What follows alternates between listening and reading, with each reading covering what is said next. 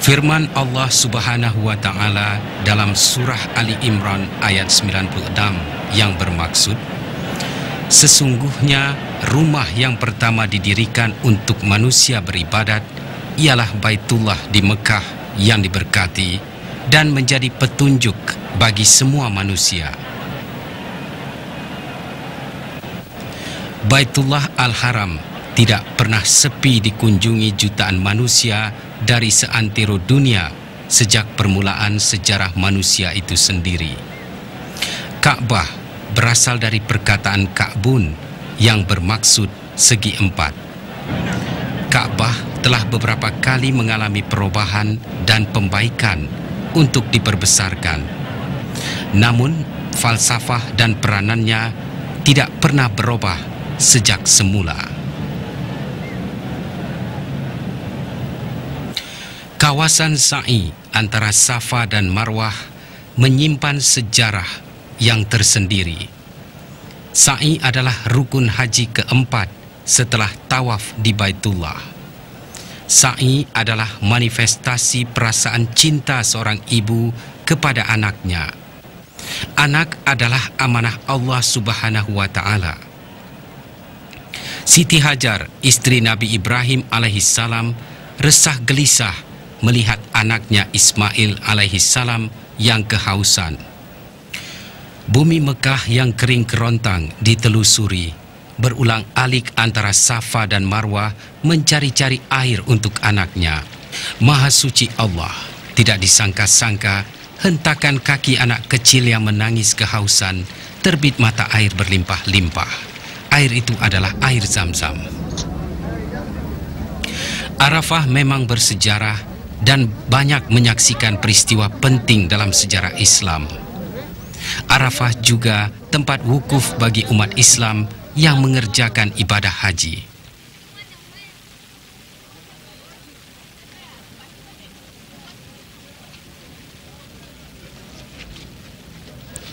Jumrah pula mengimbau sejarah Nabi Ibrahim alaihissalam yang diperintahkan menyembelih anaknya sendiri, Ismail alaihissalam.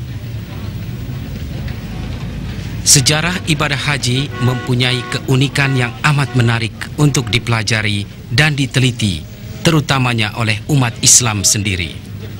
Ibadah ini mempunyai rentetan kisah yang panjang.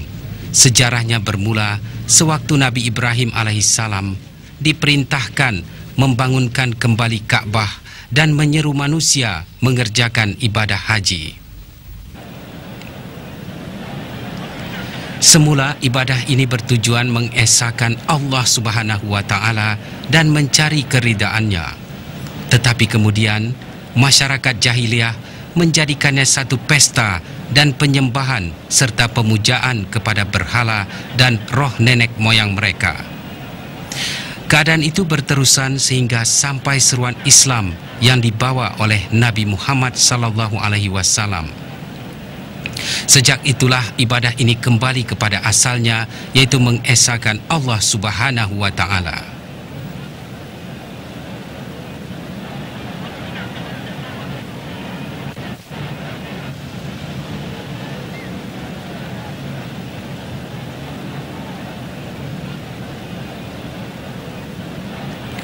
Untuk tayangan perdana acara ini, episode ini akan mengajak pemirsa menelusuri dan menyimak serba sedikit sejarah syariat ibadah haji. Semoga ia dapat menjadi pedoman dan tuntunan kepada calon jemaah haji, di samping dapat membedakan antara ibadah haji yang dituntut dengan perbuatan haji yang bercampur adat budaya dan khurafat.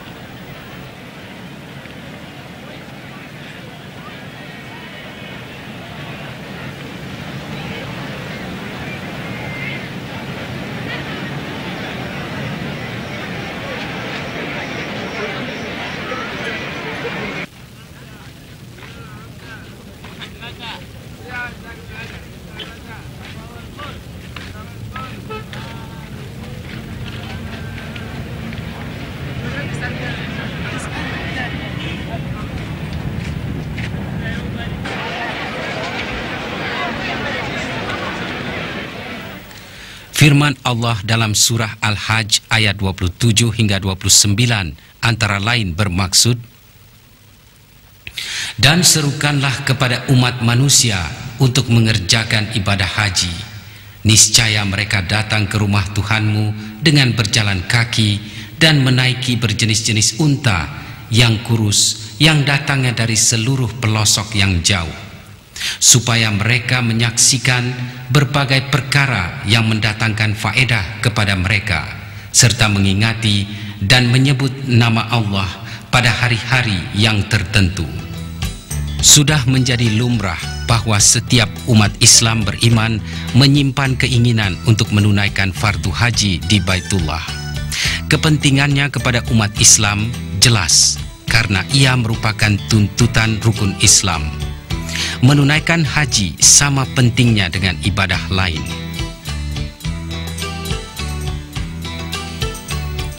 Islam mengizinkan penganutnya mengumpul harta dalam menjalani kehidupan sehari-hari. Namun ia harus berjalan di atas jalan yang benar yang telah ditentukan syarat. Rezeki yang halal dari sumber yang bersih akan mendapat keberkatan dari Allah Subhanahu wa Ta'ala. Bagi umat Islam yang mempunyai harta yang berlebih, boleh menyalurkannya ke jalan kebaikan seperti bersedekah, membayar zakat, menabung, dan membuat amal jariah. Kini terdapat berbagai agensi dan institusi yang menawarkan jasa kepada umat Islam bagi mencapai kesejahteraan dalam menata ekonomi mereka.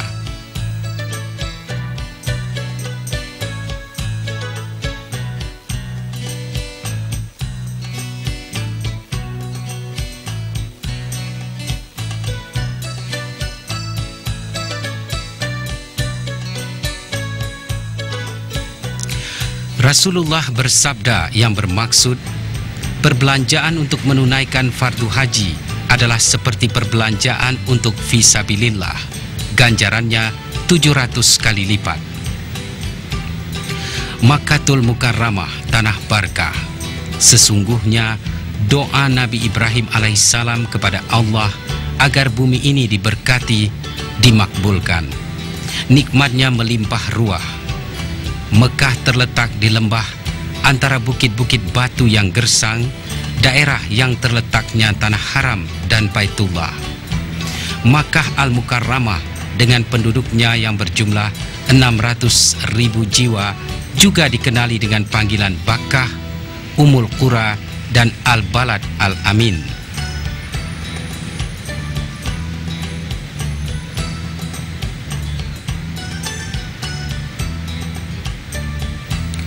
Di zaman awal kewujudannya, Mekah menjadi pusat persinggahan kafilah perniagaan dari utara dan selatan Jazirah Arab. Firman Allah Azza wa Jalla dalam surah Al-Baqarah ayat 126 bermaksud, Ya Tuhanku, jadikan negeri ini negeri yang aman sentosa, dan berikanlah rezeki dari buah-buahan kepada penduduknya yang beriman kepada Allah dan hari kemudian.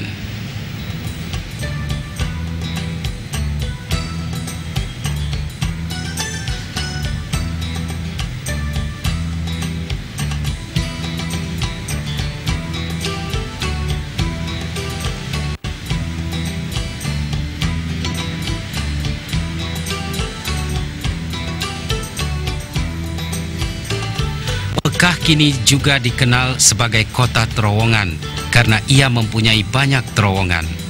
Terowongan harus dibuat karena ia dikelilingi oleh bukit-bukit dan tanah rata yang terbatas.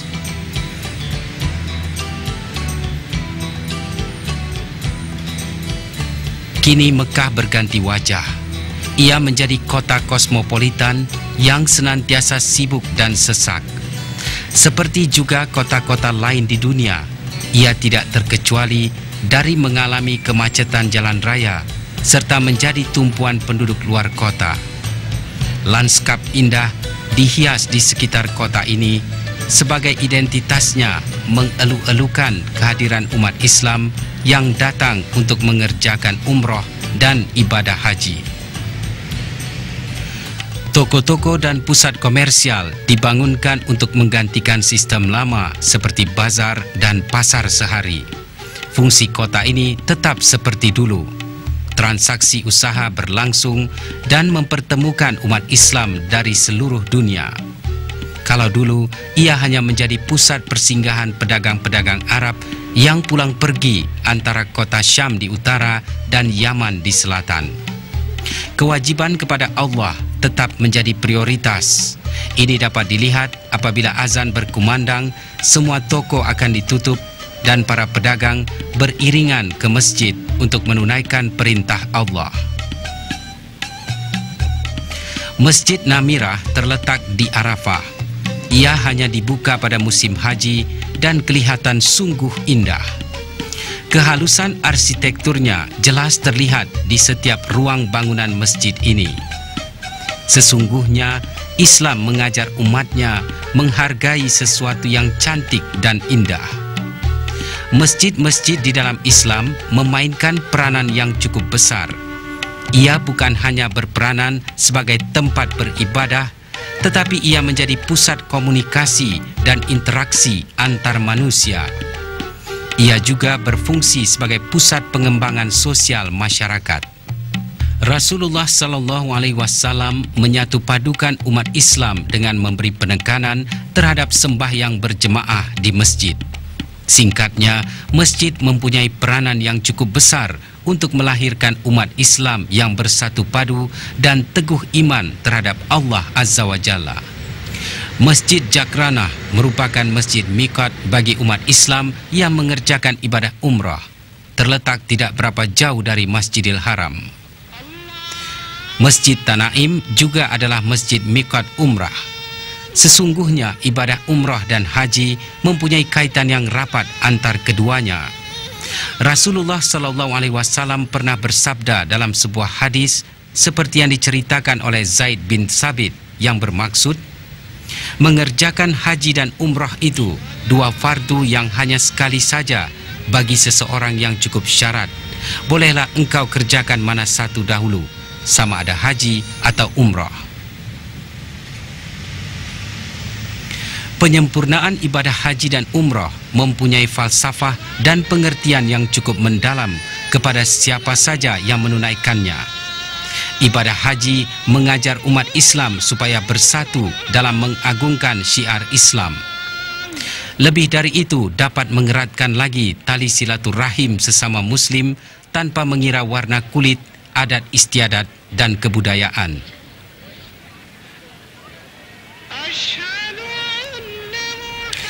Manusia di sisi Allah adalah makhluk yang begitu istimewa dibandingkan dengan makhluk-makhluk lain. Manusia dikurniakan akal dan nafsu. Akal yang dipergunakan untuk perkara baik akan memperoleh taraf yang tinggi.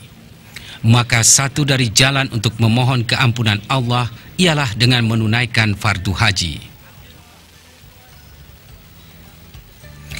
Arafah bersejarah menyaksikan berakhirnya sebuah pencarian.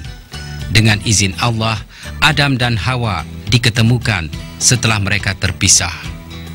Dalam rangka pertemuan ini, tempat ini dinamakan Arafah.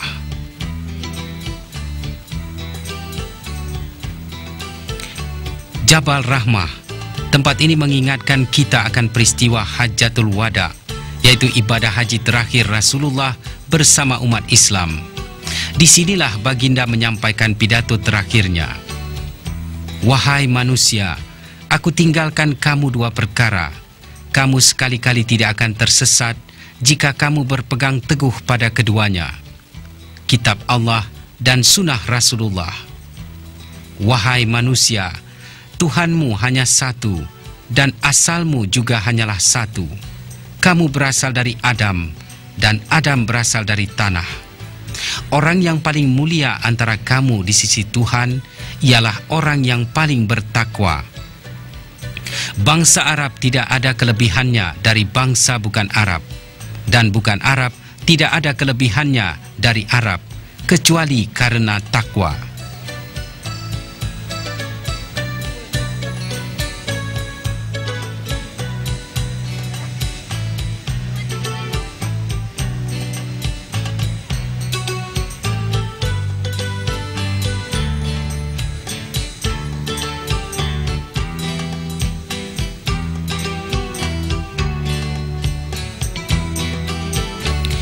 Khutbah terakhir baginda ini cukup memberi tanda kepada umat Islam ketika itu, karena maut telah menanti untuk mencabut nyawa kekasih Allah ini. Khutbah ini adalah rumusan perjuangan baginda menyampaikan risalah Islam selama 22 tahun, dan itulah khutbah terakhir baginda Rasulullah kepada umat Islam. Baginda telah berangkat untuk menunaikan ibadah haji pada tahun tersebut, yakni 10 Hijrah, bersama 100.000 umat Islam. Haji ini lebih dikenali dengan Hajjatul Wada. Firman Allah dalam surah Al-Ma'idah ayat 3 bermaksud, "Hari ini aku telah sempurnakan bagi kamu agama kamu, dan aku telah cukupkan nikmatku kepada kamu, dan aku telah ridha Islam itu menjadi agama untuk kamu." Mina menginsafkan diri, arti perjuangan dan pengorbanan mutlak. Lontaran jumrah adalah lambang perjuangan manusia yang senantiasa berhadapan dengan godaan syaitan sejak dilahirkan hingga ke akhir hayat. Nabi Ibrahim diganggu iblis tatkala membawa Nabi Ismail alaihissalam untuk dikorbankan. Karena itu, iblis dilontar dengan batu. Sesungguhnya Ibrahim alaihissalam dan Ismail alaihissalam hanya mau diduga Allah. Allah subhanahu wa ta'ala maha pengasih, maha penyayang, agar iman dan takwa mereka menjadi teladan umat kemudian. Nabi Ismail tidak dikorbankan, sebaliknya Allah menggantikannya dengan seekor kibas. Peristiwa Nabi Ibrahim alaihissalam melontar ke arah iblis dilakukan kembali oleh jemaah haji setiap kali musim haji. Melontar bukan sekedar ibadah praktikal, tetapi menuntut jemaah haji menyelami hakikat serta falsafah yang tersurat di sebalik perbuatan melontar itu.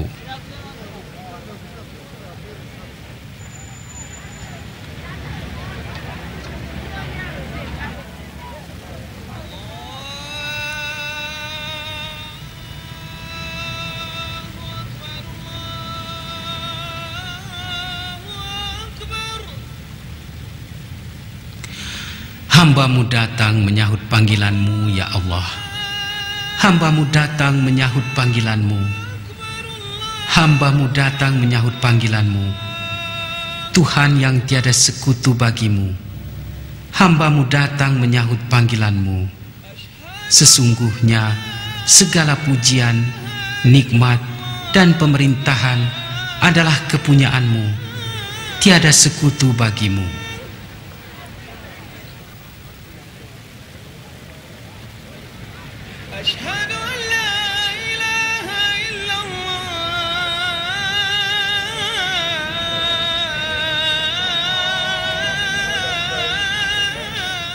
Semoga Allah subhanahu wa ta'ala memakbulkan doa setiap umat Islam yang menunaikan ibadah haji. Mudah-mudahan ibadah haji yang ditunaikan itu diterima sebagai haji yang mabrur. Haji mabrur dapat membentuk kepribadian muslim yang seutuhnya, sesuai dengan kedudukan kita sebagai umat terbaik. Puji-pujian bagi Allah, Tuhan yang memelihara dan menjaga sekalian alam.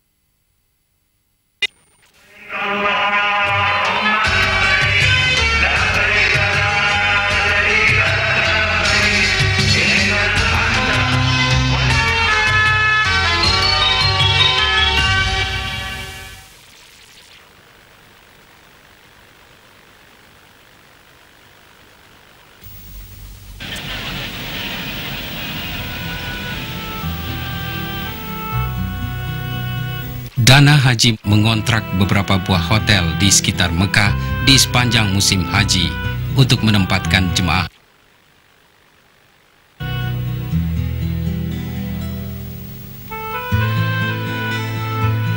Kebanyakan hotel berlokasi dekat dengan Masjidil Haram. Ini memudahkan jemaah pulang pergi ke masjid itu. Setiap pusat pemukiman mempunyai gelaran masing-masing. Ia bertujuan untuk memudahkan jemaah mengingatinya.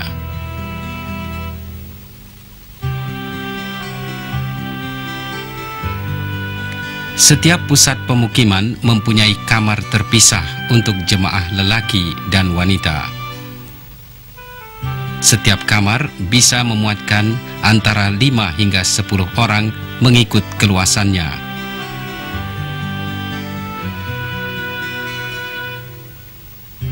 Ia dilengkapi dengan fasilitas seperti hawa dingin dan perabot yang minimal. Walaupun mungkin kurang nyaman karena jumlah penghuni yang banyak untuk sebuah kamar, namun hal itu dianggap wajar jika dibandingkan tarif sewa hotel yang meningkat pada setiap musim haji dan jarak yang dekat dengan Masjidil Haram serta pusat kota Mekah. Pedoman keselamatan jemaah di Tanah Suci ialah selalu waspada dengan lingkungan, jangan keluar tanpa urusan penting, jangan melibatkan diri dengan aktivitas politik, demonstrasi, atau keributan. Juga jangan keluar sendiri, sebaik-baiknya keluar berkelompok 4 atau 5 orang. Jemaah lelaki disarankan berbaju Melayu lengkap dengan lencana supaya mudah dikenal jika ada hal-hal yang tidak diingini, dan jemaah juga dinasihatkan supaya tidak mendekati kelompok-kelompok besar.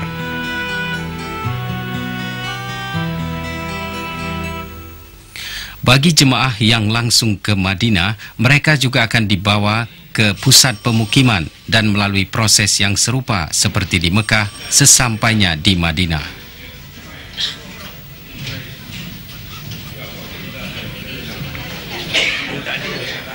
Jemaah yang mengerjakan ibadah haji tamattu, mereka boleh beristirahat sejenak di kamar masing-masing sementara menunggu waktu untuk mengerjakan umroh di malam harinya. Biasanya umroh akan dilakukan setelah sembahyang Isya. Setelah selesai menyempurnakan umroh dan bercukur, yakni tahallul, jemaah boleh berpakaian biasa dan menjalankan urusan sehari-hari di pusat pemukiman.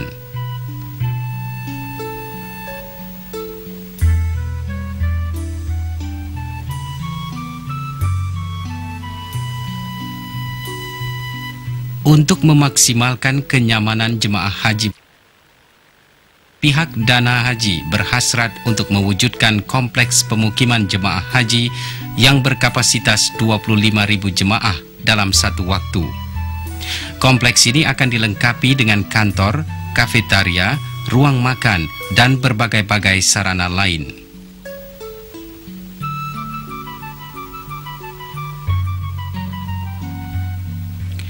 Pihak Dana Haji menyediakan berbagai-bagai sarana di pusat penginapan seperti klinik, jasa kaunseling, penasihat agama, juga pelayanan pembayaran dam. Jemaah perlu memanfaatkan segala sarana yang tersedia. Guru agama siap memberikan bimbingan dan suluhan kepada jemaah yang menghadapi masalah tentang ibadah haji. Ajukanlah segala pertanyaan kepada mereka supaya ibadah yang dilakukan dapat dilaksanakan dengan yakin dan khusyuk. Sewaktu berada di Tanah Suci, jemaah akan menghadapi banyak masalah untuk menyesuaikan diri dengan keadaan di sana. Berikut adalah langkah-langkah keselamatan untuk jemaah haji di Tanah Suci.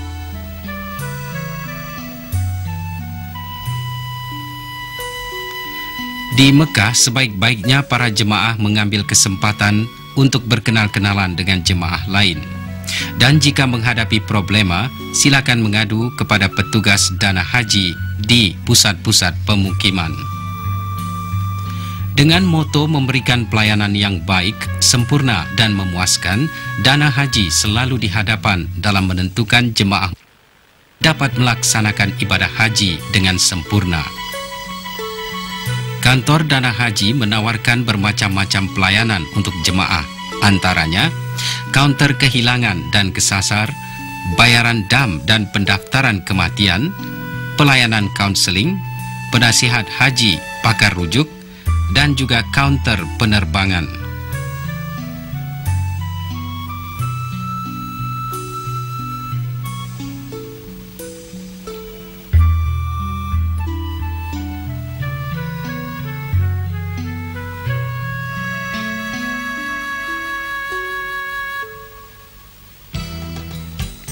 Jemaah yang ingin mengeluarkan uang tabungan dapat berbuat demikian di kaunter pengeluaran uang.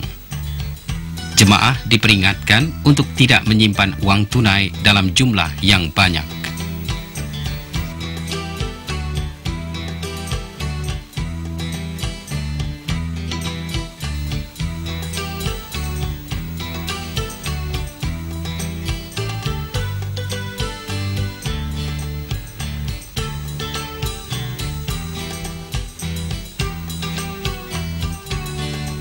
Pakar rujuk atau penasihat haji siap memberikan bimbingan dan penyuluhan kepada jemaah yang menghadapi masalah. Penasihat haji terdiri dari mereka yang mengetahui seluk-beluk permasalahan haji. Untuk menambahkan pengetahuan jemaah tentang ibadah haji, Dana Haji menggelar seri ceramah atau forum haji di pusat-pusat pemukiman. Hal ini dianggap perlu untuk menentukan ibadah yang dilaksanakan mengikut tuntutan agama.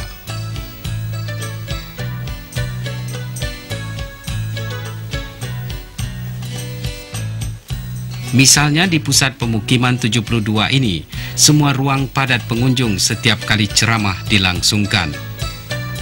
Jemaah berkesempatan mengajukan pertanyaan ketika ini.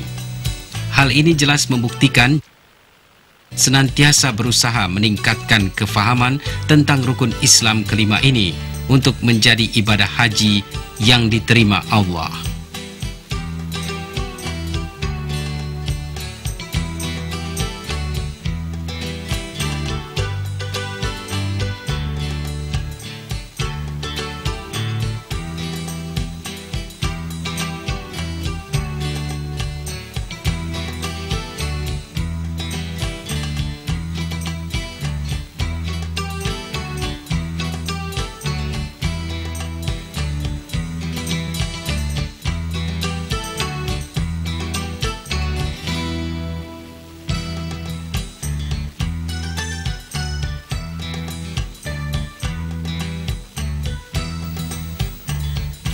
Jalan raya sekitar kota Mekah semakin sibuk ketika hari wukuf hampir tiba.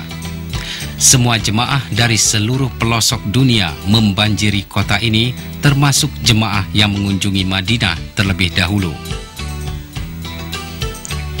Jemaah disarankan untuk tidak terlalu sering keluar dari pusat pemukiman masing-masing karena cuaca yang panas dan berdebu.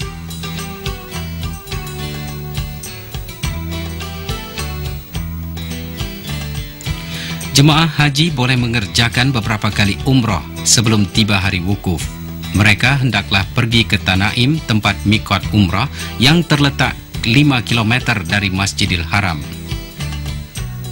Haji terbagi 3, yaitu pertama haji ifrat, kedua haji tamatu,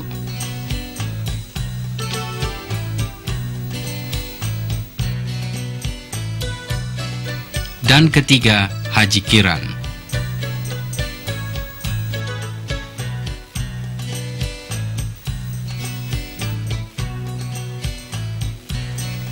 Mengerjakan sesuatu ibadah dengan sempurna adalah harapan setiap orang. Sehubungan itu, jemaah haji perlulah mendalami setiap perkara dalam ibadah haji untuk memperoleh kenikmatannya.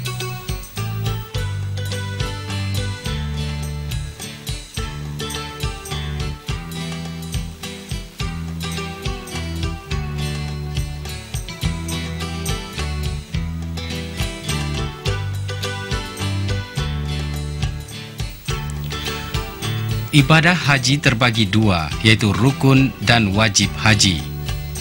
Rukun haji adalah ibadah dasar yang harus dilakukan oleh setiap jemaah.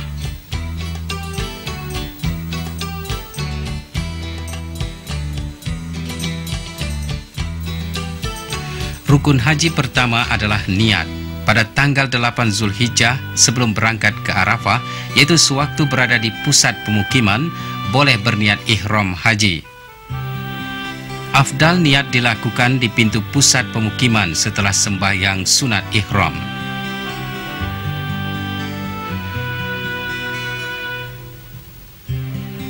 Rukun kedua ialah wukuf di Arafah. Wukuf ialah berada di bumi Arafah walau seketika mulai 9 Zulhijjah sehingga subuh 10 Zulhijjah.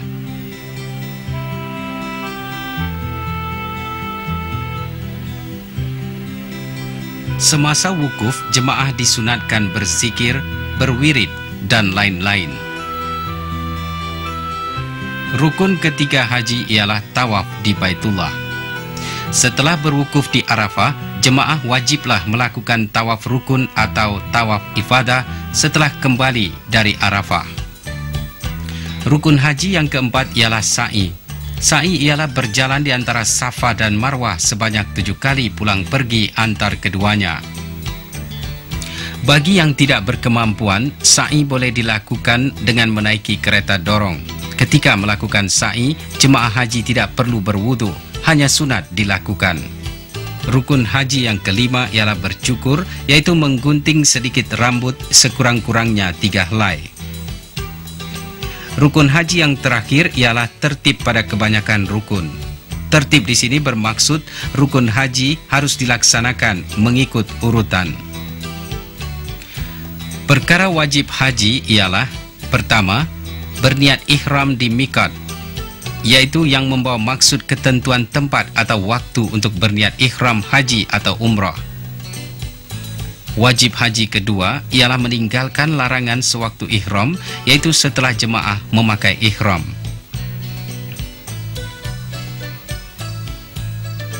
Wajib haji yang ketiga ialah bermalam di Muzdalifah. Muzdalifah kota 1 malam dalam setahun. Di sini jemaah haji diwajibkan menginap walaupun seketika. Ketika ini jemaah masih dalam keadaan ihram.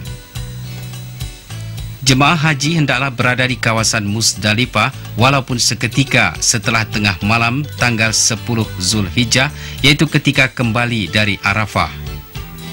Tidak bermalam di Muzdalifah tanpa uzur syari berdosa hukumnya dan wajib membayar dam. Sewaktu berada di sini, jemaah haji disunatkan memungut anak batu untuk melontar jumrah. Wajib haji keempat ialah melontar Jumratul Aqabah. Jumratul Aqabah merupakan salah satu dari 3 jumrah yang terletak di Mina.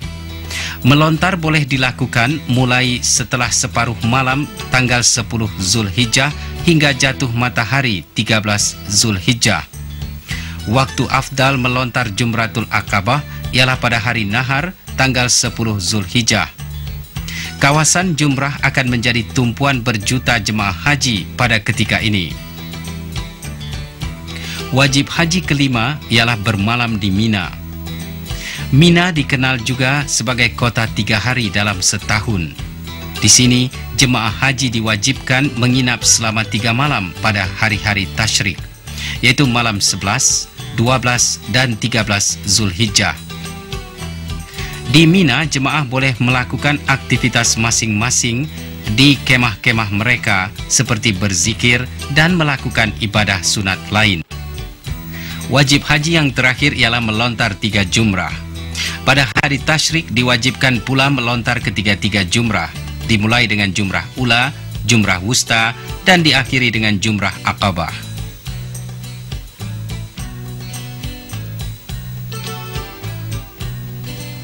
Mengerjakan ibadah haji memerlukan kekuatan fisik dan mental. Persiapan kedua aspek ini perlu ada sejak mendaftar untuk menunaikan ibadah haji. Setiap tahun berjuta-juta umat Islam melaksanakannya, tetapi belum tentu semuanya dapat melakukannya dengan sempurna dan penuh ketakwaan. Haji adalah ibadah praktikal. Semua perkara yang diwajibkan sewaktu menyempurnakannya berbentuk perbuatan. Umat Islam perlu menyelami hakikat di sebalik perbuatan tersebut.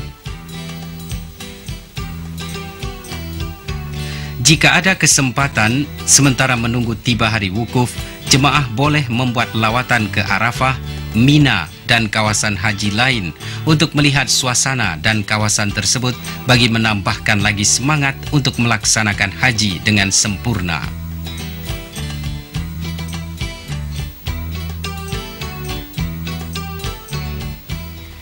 Upacara mencuci Baitullah kiblat umat Islam dilakukan setahun sekali pada setiap musim haji. Peristiwa itu dilakukan oleh pemimpin tertinggi pemerintah Arab Saudi bersama para pemimpin negara Islam yang menjadi tamu pemerintahan Arab Saudi. Ia dilaksanakan dengan penuh tradisi. Kain yang menutupi Ka'bah atau kain kiswah turut ditukar dengan yang baru.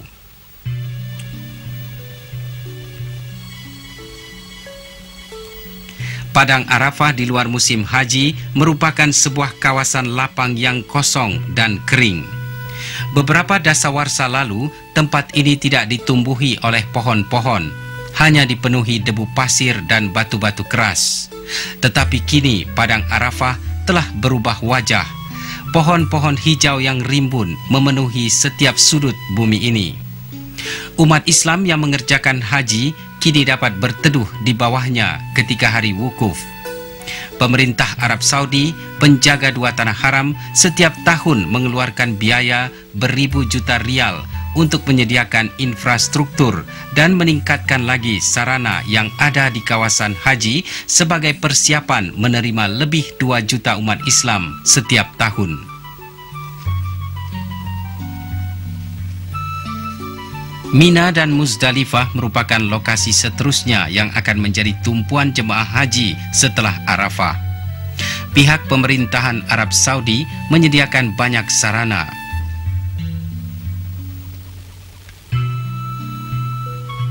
Seperti papan tanda perbatasan yang besar, menambah rangkaian jalan raya, dan menempatkan kemah jemaah haji mengikut benua dari mana mereka datang. Ini adalah pemandangan asli kawasan Mina atau Muna sebelum tiba musim haji. Suasananya kosong dan sunyi, seolah-olah tidak ada keistimewaannya kawasan ini. Tetapi menjelang tanggal 9 Zulhijjah, Mina akan berubah wajah dalam waktu yang singkat. Setiap sudut bumi ini akan dipenuhi jiwa-jiwa yang ikhlas yang hadir dari berbagai pelosok benua dengan niat yang satu, memperhambakan diri untuk Allah yang Esa.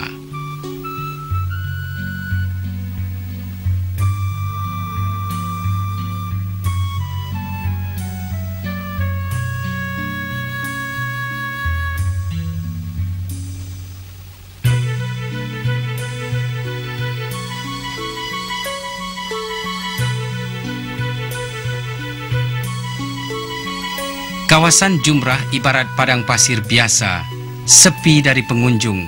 Tiang-tiangnya kukuh berdiri menanti kehadiran para tamu Allah.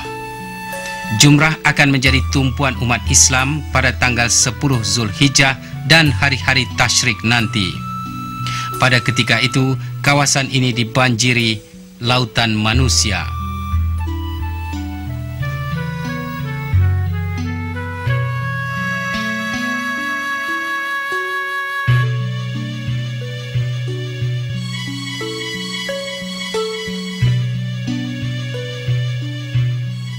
لبيك اللهم لبيك لبيك لا شريك لك لبيك إن الحمد والنعمة لك والملك لا شريك لك لبيك اللهم لبيك لبيك لا شريك لك لبيك إن الحمد والنعمة لك والملك لا شريك لك.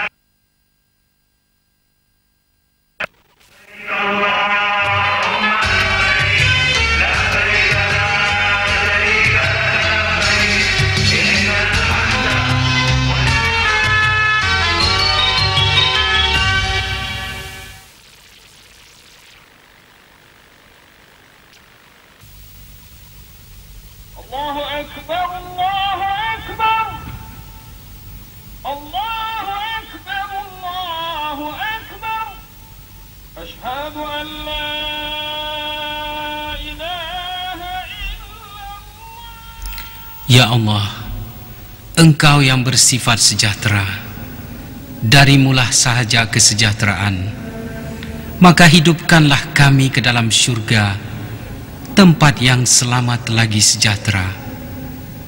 Maha suci dan maha tinggi Tuhan yang mempunyai kebesaran dan kemuliaan. Ya Allah, kurniakanlah aku rahmat dan keampunan-Mu. Masukkan aku ke dalamnya. Dengan nama Allah, segala puji-pujian tertentu bagi Allah. Selawat dan salam kepada junjungan kami Muhammad sallallahu alaihi wasallam.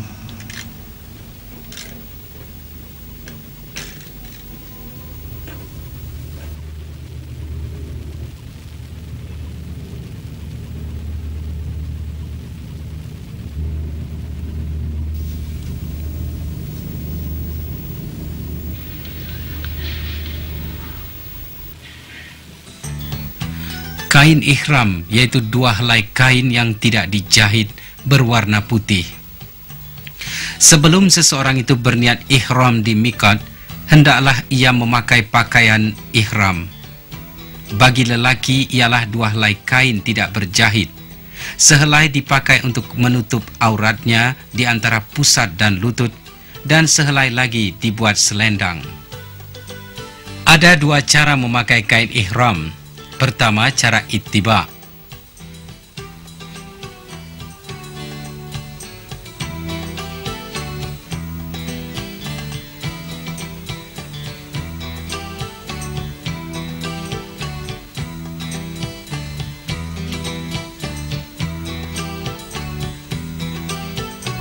Dan yang kedua, menutup seluruh badan. Pakaian ihram bagi wanita pula pakaian yang menutup semua badan kecuali bagian muka dan dua tapak tangan sebagaimana di dalam sembahyang. Setelah itu bolehlah berniat mengerjakan haji dan tunaikanlah sembahyang sunat ihram 2 rakaat. Sebaik saja selesai berniat haji, maka wajiblah menjaga perkara-perkara yang dilarang sewaktu ihram yang ditentukan.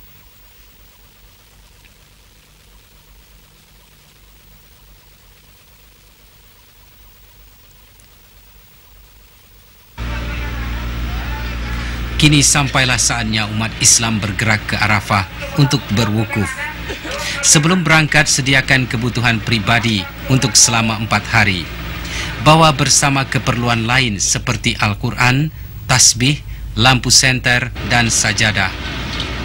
Jemaah diminta berkumpul di hadapan pusat pemukiman untuk menaiki bis. Biasanya, jemaah haji akan berangkat ke Arafah setelah sembahyang asar atau maghrib. Jalan raya yang menuju Arafah penuh sesak dengan kendaraan jemaah. Berbagai-bagai perilaku dapat disaksikan ketika ini. Ada yang duduk di atas bumbung bis dan mobil-mobil. Untuk menentukan jemaah sampai di Arafah tepat pada waktunya, pemerintah Arab Saudi telah menyediakan bis-bis dengan pendingin udara dalam jumlah yang besar untuk membawa semua jemaah. Kemacetan seperti ini akan berterusan hingga hari wukuf. Ini ditambah lagi dengan kendaraan jemaah haji lokal dari seantero Arab Saudi. Perjalanan ke Arafah menempuh berbagai kesulitan selain kemacetan. Jemaah akan mengalami suasana panas jika pendingin udara kendaraan rusak. Situasi sebegini menuntut kesabaran yang tinggi bagi menghilangkan rasa marah, bosan, dan melanggar perkara-perkara lain yang dilarang dalam ibadah haji. Oleh itu, banyakkan istighfar dan menyebut kalimah talbiyah dalam perjalanan. Inilah antara dugaan Allah kepada jemaah haji yang dirahmatinya. Bagi jemaah yang berjalan kaki, jalur pejalan kaki disediakan ke Arafah melalui kawasan Mina dan Muzdalifah. Sepanjang jalan penuh sesak dengan manusia yang berihram sambil mulut melafazkan ucapan talbiyah. Wajah-wajah mereka seperti tidak kenal lelah walaupun matahari berada di atas kepala. Biar apapun halangan, kaki terus dihayun menuju bumi Arafah bagi menyahut seruan Allah.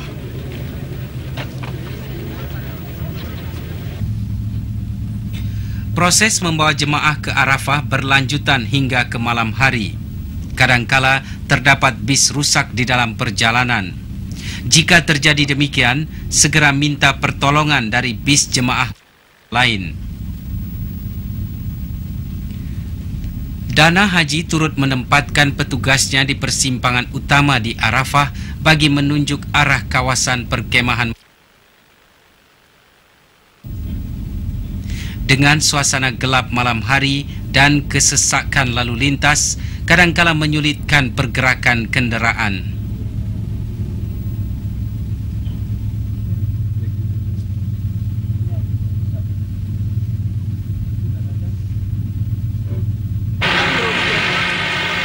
Akhirnya jemaah tiba di Arafah setelah berjam-jam menempuh kemacetan jalan raya.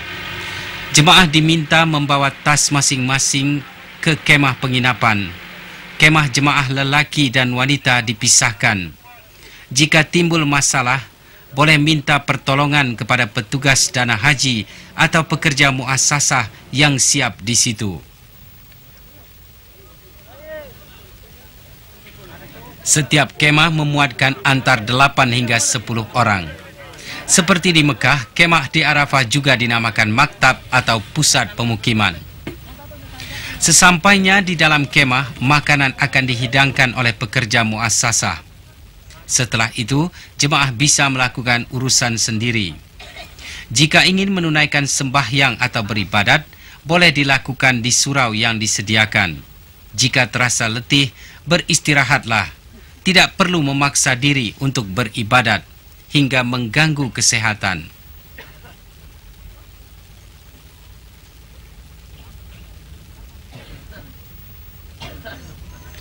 Sekiranya berkemampuan, pada waktu malam baik diisi dengan ibadat-ibadat sunat sehingga menjelang subuh.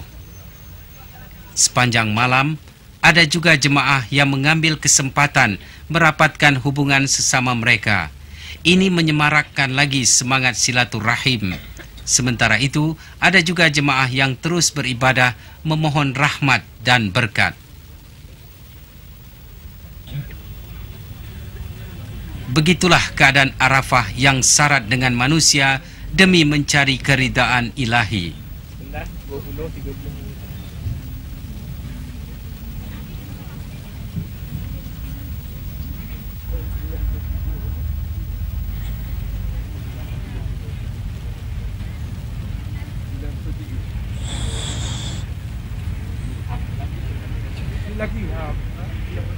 Nak cari ke perempuan macam ni.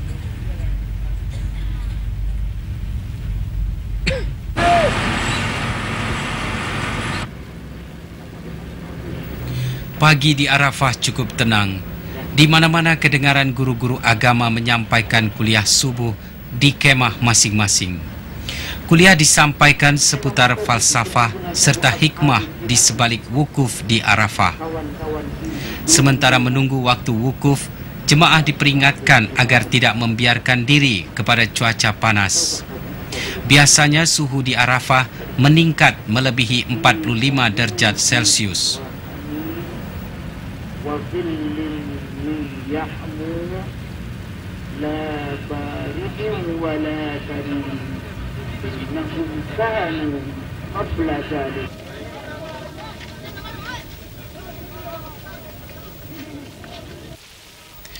Umat Islam terus membanjiri padang Arafah. Kawasan di sekitar Masjid Namirah menjadi tumpuan berjuta umat Islam. Disinilah mereka akan mendengar khutbah Arafah. Bermacam-macam kelakuan dapat dilihat ketika ini.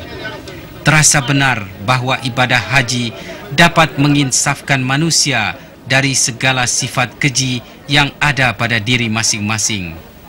Dengan pakaian ihram serba putih yang kusut, jelas memberikan gambaran hakikatnya manusia semuanya adalah sama di sisi Allah Subhanahu wa Ta'ala.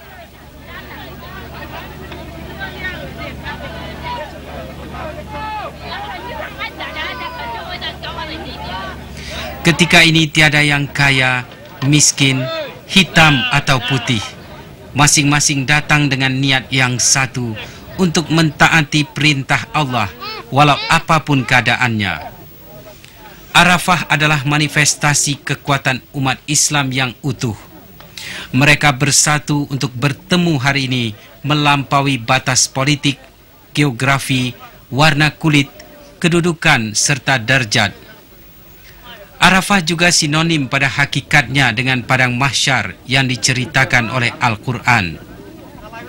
Situasi panas, sesak, dahaga, anak kehilangan ibu bapa, kawan melihat-lihat sahabat, serta istri yang tercari-cari suami. Semua keadaan ini berlaku di Arafah dan akan berlaku di mahsyar kelak.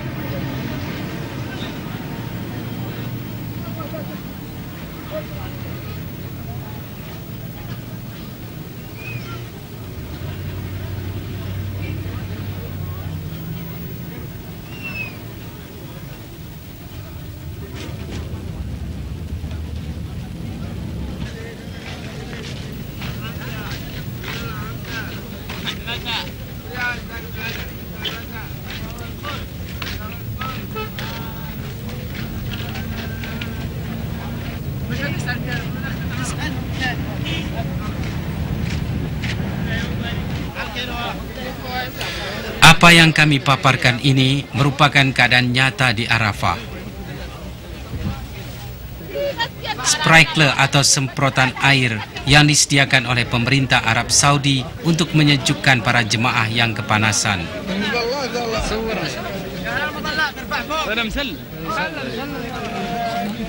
Dalam sebuah hadis qudsi diceritakan, Allah Azza wa Jalla berkata kepada para malaikat di Arafah, "Wahai malaikatku, kamu lihat di padang Arafah pada ketika ini, hamba-hambaku datang dari segenap pelosok yang jauh dengan keadaan kusut, membawa dosa yang banyak dan amalan buruk dari negeri mereka. Mereka ini sedang memohon keampunan dariku, maka hendaklah engkau ampunkan walaupun dosa mereka sebesar padang pasir ini. Begitu juga perkenankanlah segala doa-doa dan makbulkanlah permohonan mereka."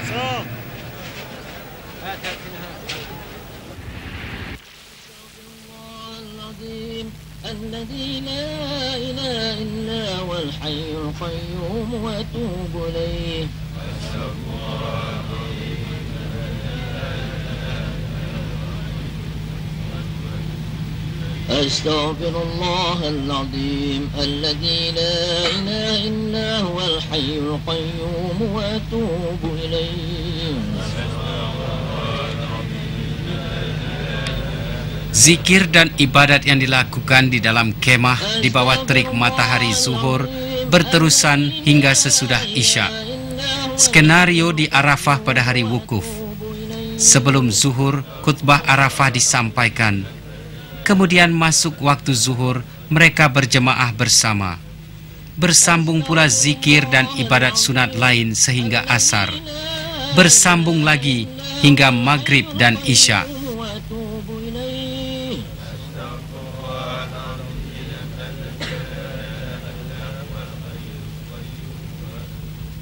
أستغفر الله العظيم الذي لا إله إلا هو الحي القيوم وأتوب إليه. Tidak sah haji seseorang jika tidak melaksanakan wukuf di Arafah karena ia merupakan rukun. أستغفر الله العظيم الذي لا إله إلا هو الحي القيوم وأتوب إليه.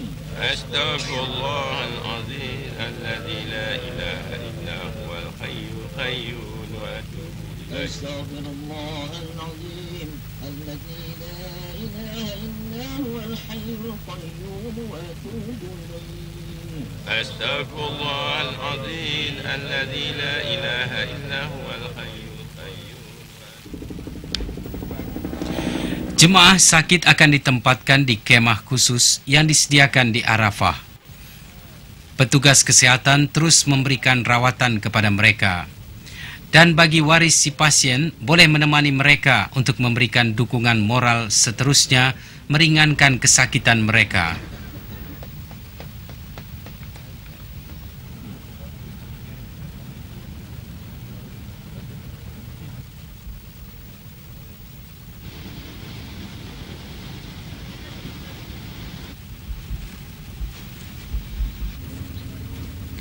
Padang Arafah pada lahirnya lapang dan kosong, tetapi tempat ini mempunyai sejarahnya yang panjang.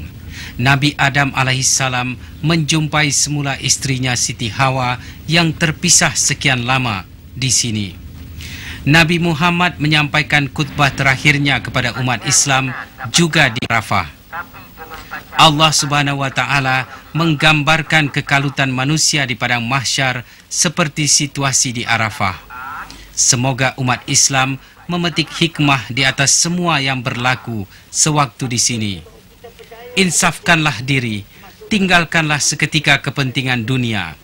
Tumpukanlah segenap perhatian kepada ibadah haji, agar ia menjadi benteng kepada diri dari godaan hawa nafsu yang tidak pernah puas apabila kembali ke tanah air kelak.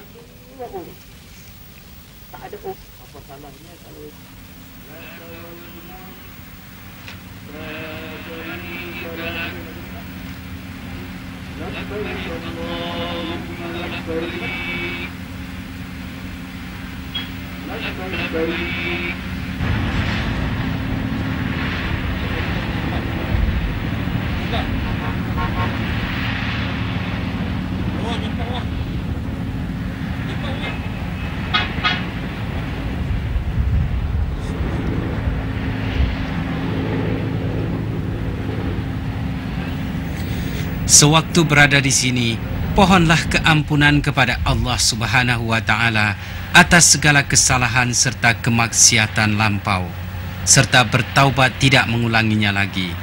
Zikir dan sembahyang merupakan pembasuh yang mujarab untuk kegelapan hati. Hati yang kotor sukar menerima hidayah Allah.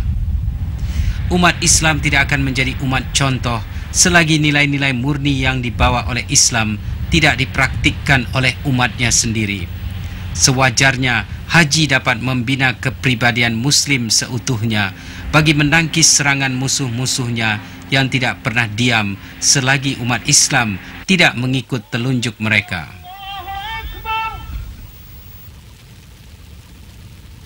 Allahu Akbar, Allahu Akbar.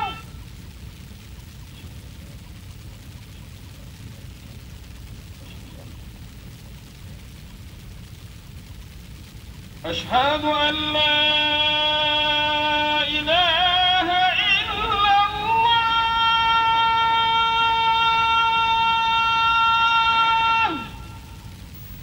Suara muazzin melaungkan panggilan kebesaran berkumandang di ruang angkasa Arafah, menandakan waktu untuk meninggalkan bumi ini semakin hampir. Setelah ini Muzdalifah akan menjadi tumpuan seterusnya berjuta-juta umat Islam.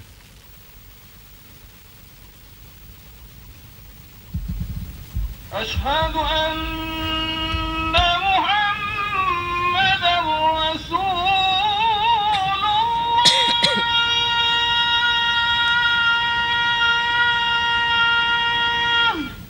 Arafah akan kosong kembali sehinggalah musim haji tahun depan.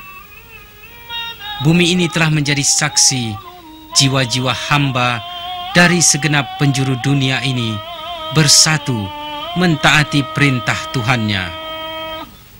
Dari raut wajah-wajah mereka dapat dilihat satu ketenangan, setenang air telaga Kautsar yang dijanjikan Allah di surga nanti kepada hambanya yang insaf.